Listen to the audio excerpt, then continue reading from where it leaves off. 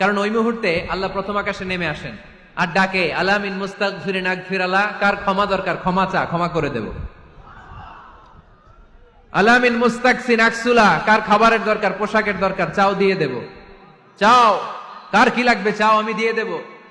এজন্য শেষ রাতের দোয়া আল্লাহ কবুল করে। এই সুন্নাহকে যদি আমরা জিজ্ঞেস করি, বিশ্বনবী রেখে যাওয়া সুন্নাতে যদি আমরা একটু তালাশ করি, একটু স্ক্যানিং করি, একটু চোখ গোলাই, তাহলে সুন্নাহ আমাদেরকে বলে বেশি বেশি নফল ইবাদত করো আর আল্লাহর নৈকট্য হাসিল করো। সুবহানাল্লাহ পড়বেন না? কোরআন বলেছে সেজদায় লুটিয়ে পড়ো। তাহাজ্জুদ পড়লে আপনার মর্যাদা বাড়ায় দিবে কে? রাব্বুল আলামিন বলেন ওয়া মিনাল লাইলি ফাতাহাজ্জাদ বিহি নাফিলাতাল লাকা আসা আন ইয়াবআসাকা রাব্বুকা মাকামাম মাহমুদা। তাহাজ্জুদের নামাজ যারা পড়বে তাদের মর্যাদা বাড়িয়ে দেয় কে? আল্লাহ।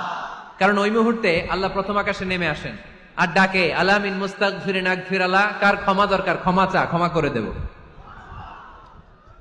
আলা মিন মুস্তাকসিন আকসুলা, কার খাবারের দরকার পোশাকের দরকার চাও দিয়ে দেব।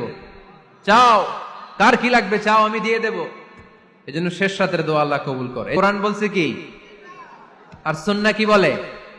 নফল ইবাদত। আওয়াজ করে বলতে হবে সুন্নাহ কি বলে? বুখারীর বর্ণনা, আল্লাহর হাবিব সাল্লাল্লাহু আলাইহি ওয়াসাল্লাম বলেন মা ইয়াজালু আবদি ইয়াতাকাররাবু ইলাইয়া বিন নওয়াফিল, বান্দা যত